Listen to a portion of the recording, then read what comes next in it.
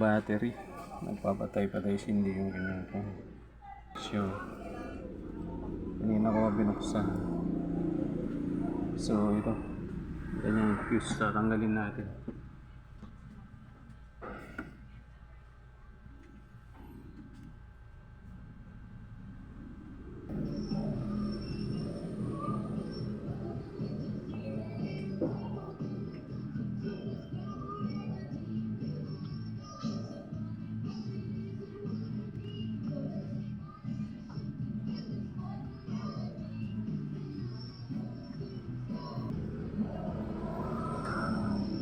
Mahirap siyang tanggalin, pero tagaan natin. Kailangan kasi matanggal ito kasi sira na siya.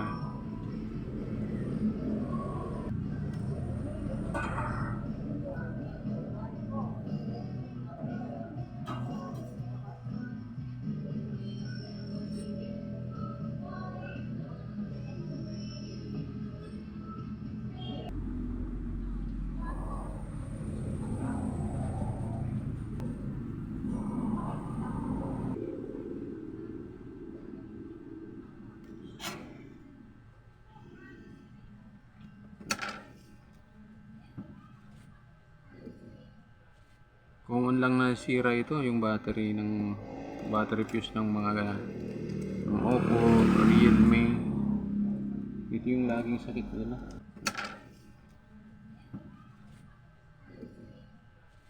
Kung lang nasira ito, yung battery fuse ng mga first logo out of pa lang. Hindi lahat po yan sa battery fuse. So kailangan nyo rin pong hanapin kung para tiyak na yun po yung sira bago nyo po palitan yung battery fuse ng battery ninyo. Kasi kung nagkamali kayo, pinalitan nyo yung fuse, hindi pala yung sira.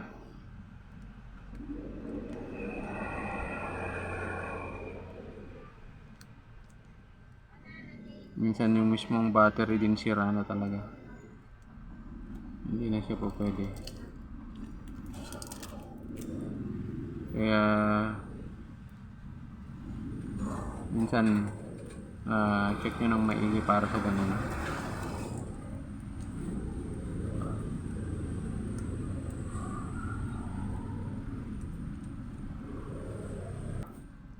So ayan, napalitan na natanggalan natin yung battery fuse, na-bypass na natin siya.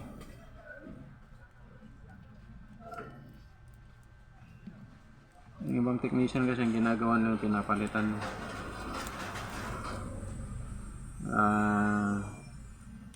sa atin na lang, binabypass na lang natin. Kasi yung battery fuse kasi kung titignan mo naman yung ibang brand, wala silang battery fuse.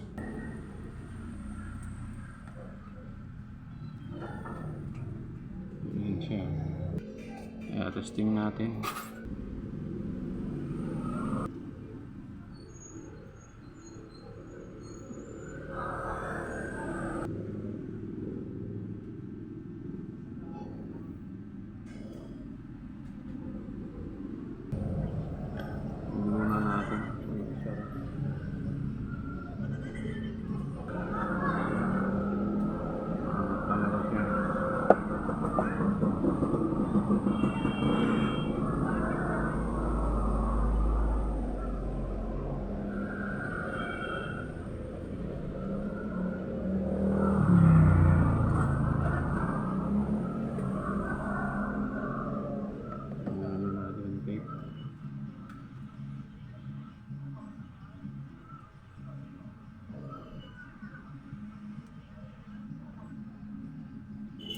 Guys,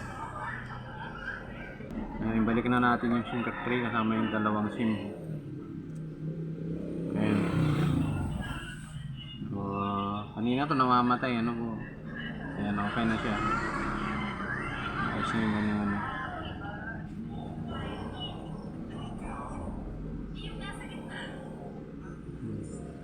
testingin natin naman. Sa umanda na hindi nakasara, okay na yan. Testingin ko, andali lang. I-testing ko lang maigi.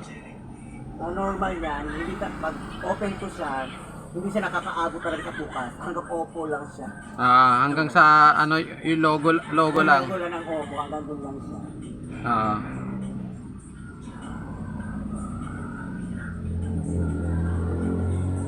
Testing natin muna para ano hindi ka na babalik.